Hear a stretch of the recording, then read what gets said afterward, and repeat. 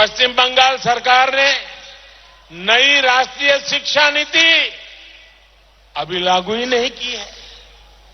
Ration card धारक देश में कहीं भी अपने हिस्से का सस्ता राशन ले सके, इसके लिए one nation one ration card योजना केंद्र सरकार चला रही है।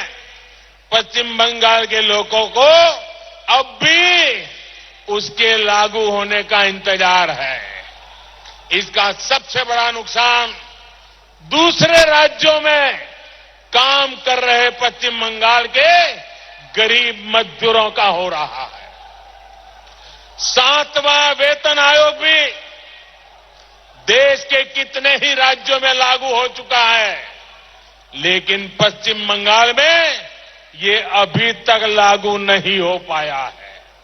बल्कि मुझे तो बताया गया है कि यहां की सरकार तो अपने कर्मचारियों को सैलरी तक समय पर नहीं दे पा रही है। भाई और बहनों, बंगाल फुटबॉल से प्यार करने वाला राज्य है और इसलिए मैं फुटबॉल की भाषा में कहना चाहता हूं, टीएमसी ने एक के बाद एक कई फाउल कर लिए हैं। मिस गवर्नेंस का फाउल, विरोधियों पर हमले और हिंसा का फाउल, बंगाल के लोगों का पैसा लूटने का फाउल और आस्था पर हो रहे हमलों का फाउल बंगाल के लोग सब देख रहे हैं। इसलिए अब बहुत ही जल्द बंगाल तृणमूल को राम कार्ड दिखाने जा रहा है। अब समय और स्थितियां बदल रही है। बुआ भतीजावाद को पश्चिम बंगाल से हटाने का मन आप लोग बना चुके हैं। टीएमसी के वो सभी साथी जो बुआ भतीजावाद से परेशान हैं, वो भी बंगाल की सेवा करने के लिए तड़प रहे हैं। बंगाल की सेवा अपनी जिंदगी का बाकी समय बंगाल के लिए खपाना चाहते हैं और इसलिए उनसे राम राम करके यहां पर जय श्री राम करने आए हैं। जिनको सही मायने में पश्चिम बंगाल के गरीबों की चिंता है, यहां के विकास, यहां की संस्कृति, यहां के तौर तरीकों की चिंता है, वो आज सभी हमारे साथ मेरे भाजपा के साथ जुड़ रहे हैं। टीएमसी के टोलाबाज, उनका सिंडिकेट अब कुछ दिन के ही मेहमान है। मुझे उम्मीद है कि बंगाल का स्थानीय प्रशासन संविधान को सर्वोपरि रखते हुए ही काम करेगा। किसी को टीएमसी के टोलाबाजों से डरने की जरूरत नहीं। बंगाल की धरती के गौरव के लिए भाजपा के प्रत्येक कार्यकर्ता का त्याग, उनकी तपस्या, उनके बलिदान ने समूचे बंगाल को यह एहसास करा दिया है कि इस बार परिवर्तन होके रहेगा। मैं आपसे एक बात और भी कहना चाहता हूं। बंगाल में हमारी लड़ाई टीएमसी से है, लेकिन साथ ही इनके छुपे हुए दोस्तों से भी जरा सावधान रहना है।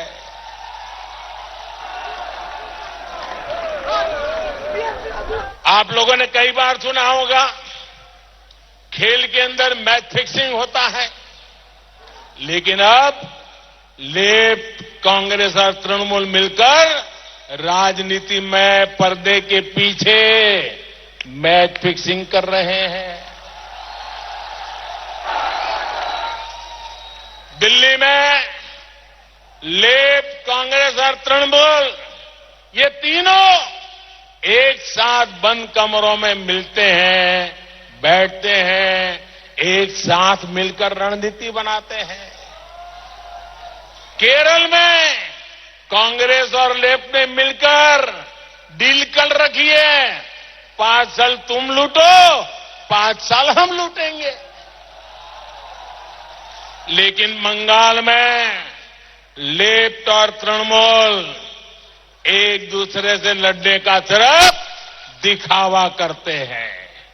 इसलिए लेफ्ट और कांग्रेस को वोट देने का मतलब है ये पर्दे के पीछे जो खेल चल रहा है उस खेल का शिकार हो जाना। हमें सजग रहना है और दूसरों को भी सजग करना है कि हमें इस धोखेबाजी का शिकार नहीं होना है। भाई और बहनों, जब मैं यहां आ रहा था तो मुझे भारतीय टेनिस जगत की बड़ी हस्ती अख्तर अली साहब के कोलकाता में निधन की दुखद खबर भी मिली। मेरी संवेदनाएं उनके परिवार, उनके प्रशंसकों के साथ है। साथियों, इन सब के बीच आप भी कोरोना से लड़ाई को जारी रखिए। अब तो 2 मेड इन इंडिया वैक्सीन आ चुकी है। भारत टीकाकरण भी नए रिकॉर्ड बना रहा है। कोरोना वायरस से देश के हर नागरिक को जल्द से जल्द सुरक्षित करने के लिए हम कोई कसर नहीं छोड़ रहे हैं। यहां तक कि दुनिया भर के दर्जनों देशों को भी उनके टीकाकरण अभियान में आज भारत मदद कर रहा है। मानवता की सेवा करने वाले ऐसे ही भारत की कल्पना नेताजी सुभाष चंद्र बोस ने, स्वामी विवेकानंद जी ने, गुरुदेव रविंद्रनाथ ठाकुर जी ने, ऐसे ही सामर्थ्यवान भारत के लिए डॉक्टर श्यामा प्रसाद मुखर्जी ने अपना जीवन खपा दिया। भारत के सामर्थ्य को, भारत की आत्मनिर्भरता को पश्चिम बंगाल से ऊर्जा मिलती रहेगी, आशीर्वाद मिलता रहेगा। इसी कामना के साथ आप सबको मेरी बहुत बहुत शुभकामनाएं। मेरे साथ दोनों मुट्ठी बंद करके पूरी ताकत से बोलिए, भारत माता की, भारत माता की, भारत माता की। बहुत बहुत धन्यवाद।